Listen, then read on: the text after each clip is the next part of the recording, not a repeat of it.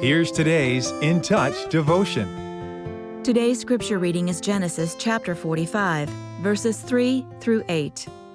Then Joseph said to his brothers, "I am Joseph.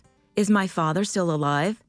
But his brothers could not answer him, for they were dismayed at his presence. Then Joseph said to his brothers, "Please, come closer to me." And they came closer.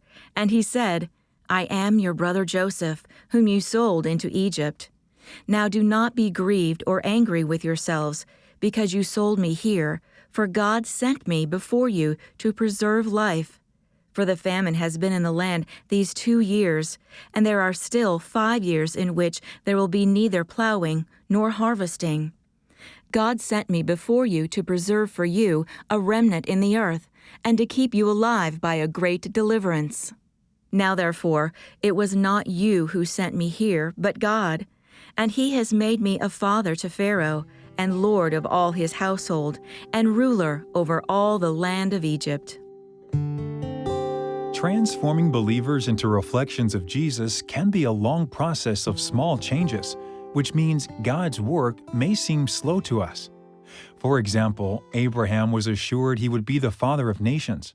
Nonetheless, he had to wait decades for his son Isaac to be born. Even though God was at work the entire time, Abraham must have wondered if the pledge had been forgotten. Believers like to share stories about the Lord's dramatic intervention in their life. Knowing that He provides, rescues, or heals is both exciting and reassuring. But He also works in ways that may seem inconsequential.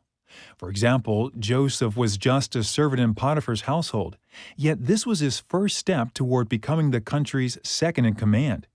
It's a good reminder that God has a purpose for everything that comes into our life. If you want to experience God in action, you don't have to wait for Him to do something big. Be attentive, because every day is an opportunity to see Him at work. Get into His Word so you can understand how He has acted in the lives of others. Then watch for His involvement in your own.